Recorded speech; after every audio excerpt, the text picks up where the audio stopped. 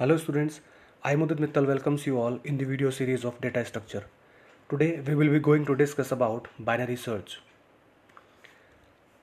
First we are going to discuss its algorithm, then after algorithm we will be having a look on its program in C language.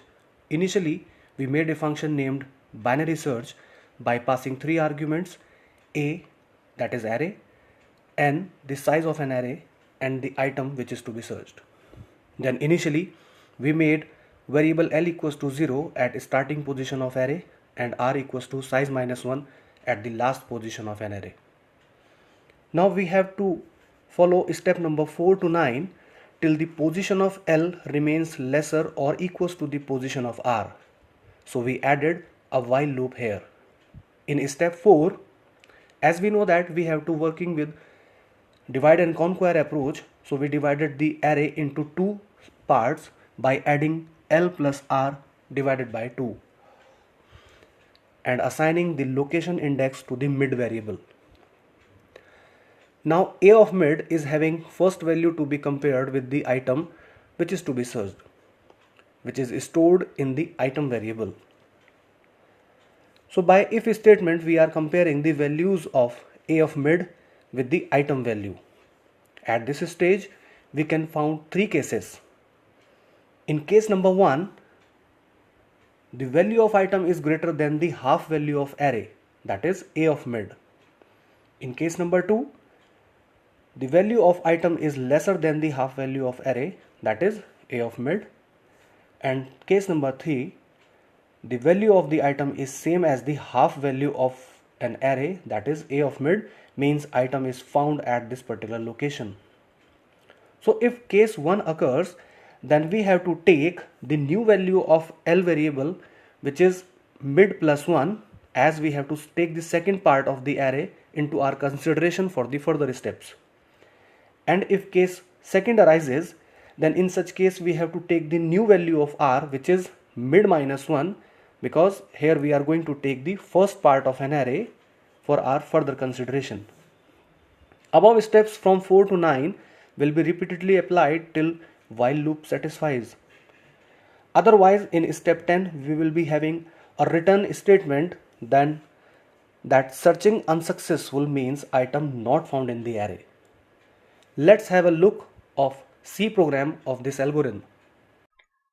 Binary search के programme के लिए हमें सबसे पहले एक array को declare करके उसमें कुछ वैल्यूज को इंसर्ट कराना होगा, ताकि फिर हम इस एरे में से किसी आइटम को सर्च करने के लिए बाइनरी सर्च एल्गो लगाने को अप्लाई कर सके। तो आइए पहले इस एरे इंसर्शन तक के प्रोग्राम को देख लेते हैं। जैसा कि आप सब लोग इस तरह के एरे इंसर्शन प्रोग्राम से बहुत ज़्यादा फैमिलियर हैं, तो हम इसको जल्दी से टाइप कर लेते हैं। इंक्लूड, पहले हम दोनों हेडर फाइल्स को इसमें इंक्लूड कर लेते हैं। include conio.h, then void main will be the main function. In this हम यहाँ पर एक एरे को डिक्लेयर कर लेते हैं a नाम के, विच इज ऑफ 50 साइज। एक i नाम का वेरिएबल ले लिया है, size of an array. Initially l equals to 0 था, अगर आपको याद हो, हमने देखा ही है अभी पीछे एल्गो में, r and then item which is to be searched. Screen को क्लियर करा लेते हैं। नाउ printf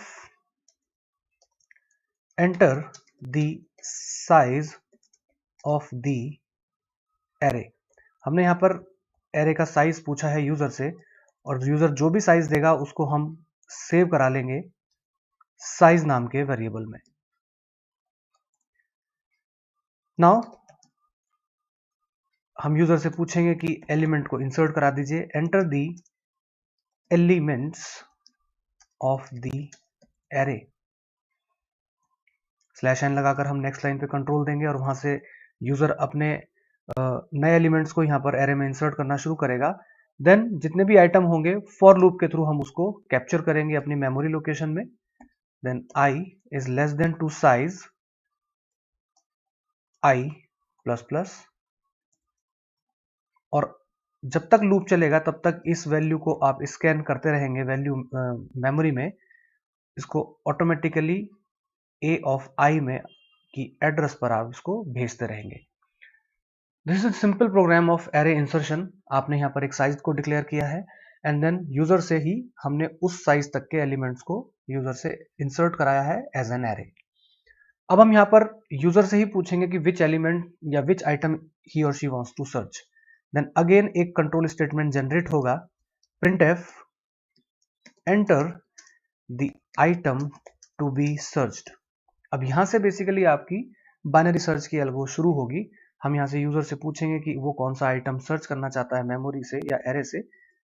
देन scanf और इसको हम इंसर्ट करा लेते हैं आइटम नाम के वेरिएबल में। नाउ आइटम नाम के वेरिएबल में वो वैल्यू स्टोर है जो कि इस पर्टिकुलर एरे में आप ढूंढना चाहते हैं। अब हम यहाँ से अपने बाइनरी सर्च के एल्गो का कॉन्सेप्ट लगाने की कोशिश करते हैं। नाउ ऑलरेडी हमने एल को 0 इनिशियलाइज कर लिया है। Then now in this case R will be declared as size -1। जैसा कि हम जानते हैं कि आर को हमने एरे की सबसे लास्ट वाली पोजीशन असाइन करनी है। Then R will be size -1। Then mid will be calculated like L plus R divided by 2। By this operation इस एरे का मिड पॉइंट कैलकुलेट होकर के मिड लोकेशन पर चला जाएगा। अब हम यहां पर एक लूप अप्लाई करेंगे, loop while L is less than equals to R, यानी जब तक लोअर वैल्यू हमारी राइट हैंड साइड की लेफ्ट हैंड साइड की वैल्यू हमारी राइट हैंड साइड की वैल्यू से छोटी रहेगी तब तक हमारे पास ये लूप चलता रहेगा। और उस लूप में हम क्या करने वाले हैं, हम A ऑफ मिड को आइटम से अपने कंपेयर करने वाले हैं, जैसा कि एल्गो में हमने डिस्कस किया है।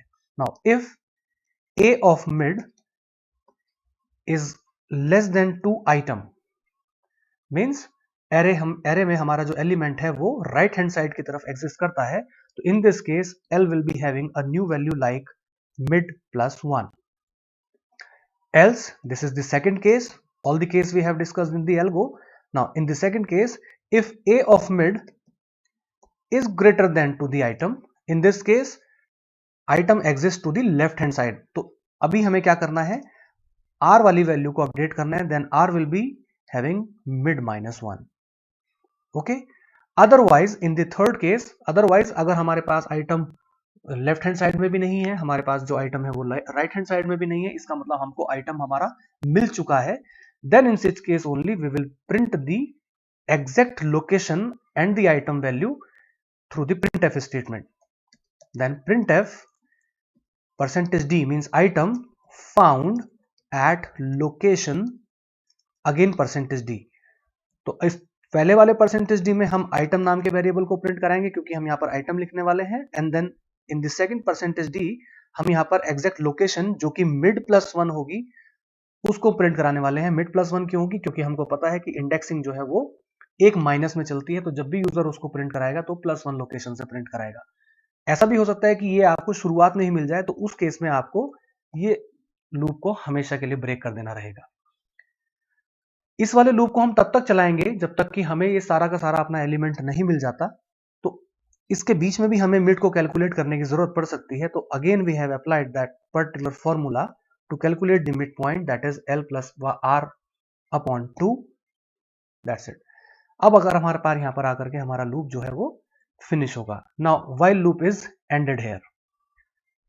अगर हमारे पास इनिशियल कंडीशन ऐसी आई कि हम एलिमेंट को ढूंढते रहे और वो हमारे पास नहीं मिला, इसका मतलब क्या है कि L और R नाम के वेरिएबल एक दूसरे के पास आते जा रहे हैं वैल्यू को ढूंढने के लिए, और उनको जब वैल्यू मिली नहीं तो वो एक दूसरे को क्रॉस कर गए।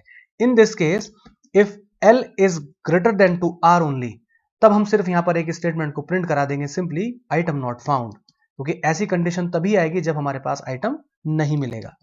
Item not found in the array. So this is the simple statement which we will be printing.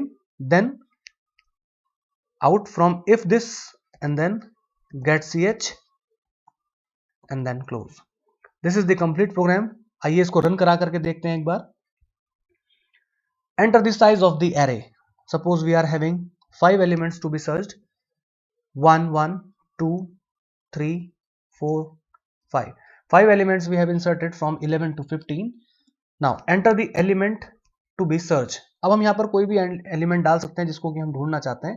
Then suppose हमने डाल दिया 14, देन 14 फाउंड एट लोकेशन 4। हमारे पास सही से लोकेशन निकल करके आ रही है।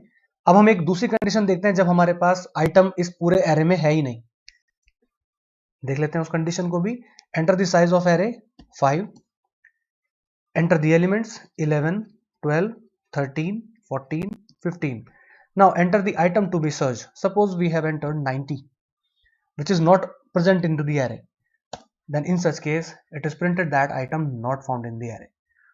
तो ये एक बिल्कुल सिंपल सा प्रोग्राम है बाइनरी सर्च का, जो कि हमने एल्गो देखी है पीछे, उसी को बिल्कुल हमने यहाँ पर एग्जीक्यूट किया है in this C programming. I hope कि आपको ये क्लियर हुआ हो। Thank you so much.